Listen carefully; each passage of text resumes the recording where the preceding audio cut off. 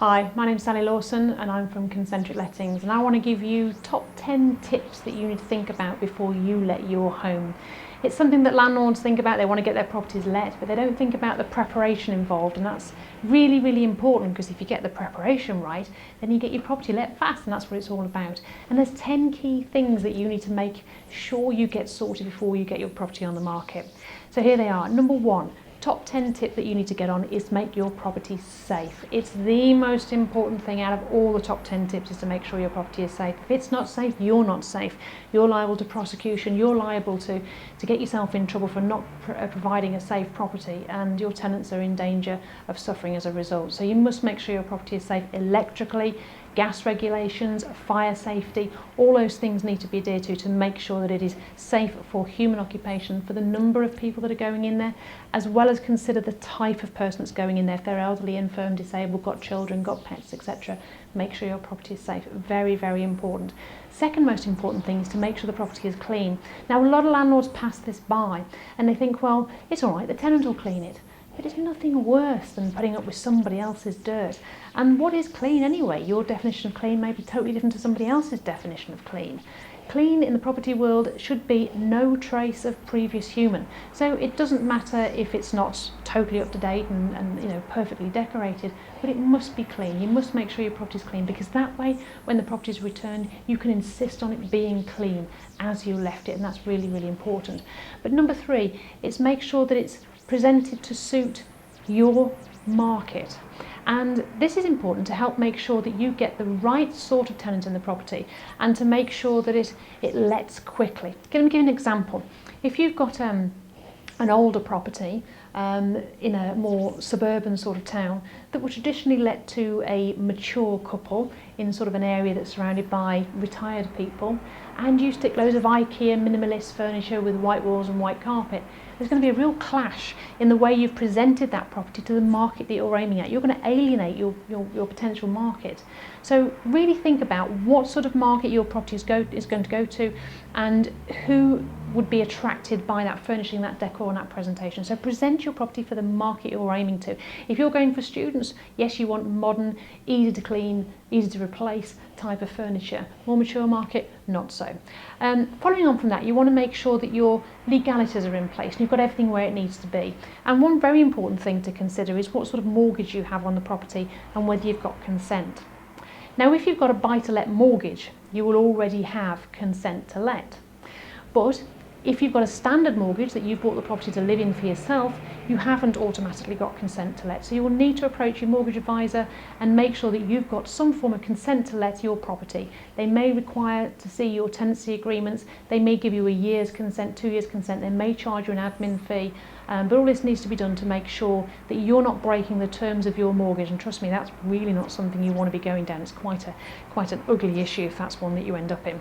Following on from that, number 5, if your property is a leasehold property, which many properties are, if you've got a lease, you need to make sure that you've got leaseholder consent. It can get pretty nasty when you find out that your leaseholders don't allow letting, will only allow letting to a certain demographic. We've even got one property that says the lease must be a minimum of 3 years in term. Ridiculous clause. But check your lease. What does your lease actually say about renting? Does it allow letting? Have you got an absolute okay to go ahead? Or do you need to get for consent to let? And quite often it does have a clause in there that says not to be unreasonably withheld, but it is something to consider and get that consent to let. Number 6 is insurance. We don't tend to think about insurance. We think, oh, I've got property insurance, that'll be okay. But in reality, if you've got householder insurance for you when you were living there, and then you rent it out, you've just invalidated the insurance in many cases, so you wouldn't actually be insured. So when you come to make a claim, the insurers will just be saying, well, who's this guy? Why has he had a chip pan fire?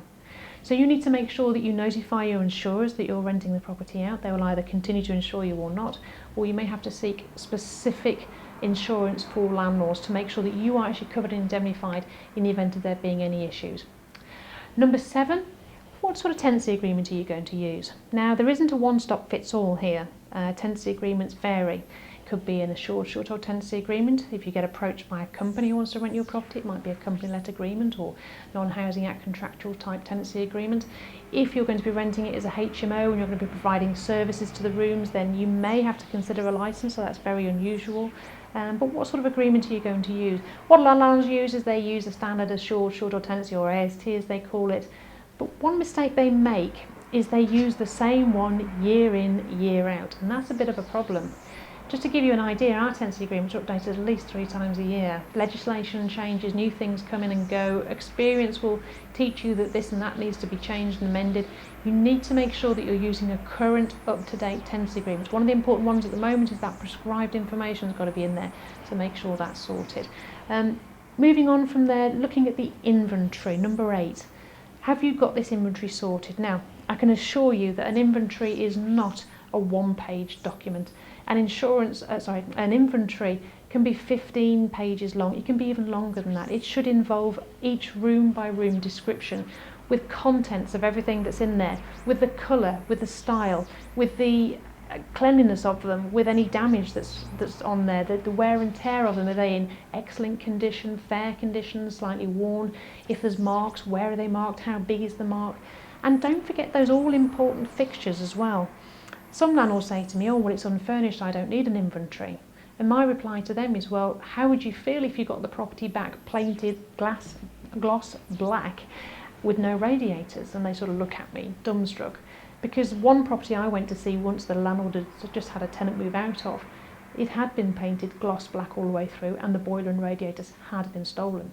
So in an inventory, you need to make sure you not only mention the items that can be moved, you also mention the decor, the colour of the walls, the type of the wallpaper, the carpets, the curtains, the radiators, the boiler, absolutely everything.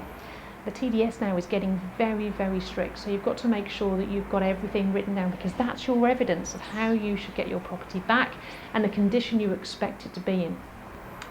Now, moving on to number 9, more recent times, the deposit registration is becoming quite complex, certainly with the recent Super Strike and Rodriguez case. It's important to make sure that you know which deposit scheme you're going to be using so that you've got your paperwork in order. You should know, as all landlords should know now, that you have to register any deposit that you hold. That deposit has to be registered in one of the schemes, either a custodial or insurance-backed scheme, and there's quite a few to choose from. However, what you must make sure you do as a landlord is that you issue a certificate to your tenants for that insurance scheme. You must also issue them the terms and conditions of that insurance scheme. Usually there's a leaflet or something you can give out to them from your provider to give them details of the actual scheme. You must also issue the prescribed information as to where their deposit is going to be registered and how they get it back, etc. That all needs to be done at the beginning. However, now we also need to do that when a tenant vacates, when a tenant renews, or when they hold over and roll over into an SPT. So don't forget that. You know, we used to be able to just register at the beginning and forget about it. We can't do that anymore. So renewals and SPT, you're still going to have to be looking at re-registering that deposit and reissuing the prescribed information, the leaflet and everything else. So quite a lot of detail to consider there. And finally, number 10 is about you. Are you educated enough in the law of landlord and tenant? Because if not, your tenants have access to the internet just the same as everybody else, and they can run rings around you and do this at your own peril. You need to know what laws you need to abide by, whether it be the rights of access, whether it be their rights of quiet enjoyment, whether it be laws against harassment, Landlord and Tenant Act, Fire Safety Order, Health and Safety Act, HHSRS, the Housing Health and Safety Rating System, Law of Property Act, Landlord and Tenant Act, you name it, you need to know, because all these things apply to you. Gas regulations, electric regulations, your repairing obligations. What do you have to repair versus what do they have to repair?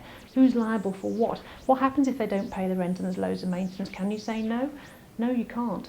So it's important that you know what the laws are and how they apply to you, because that is what's going to make the difference between you having a trouble-free let and a very troublesome let. So I hope you found this useful. My name is Sally Lawson from Concentric Lettings, and that was the 10 top tips for getting your property ready to let. Thank you very much.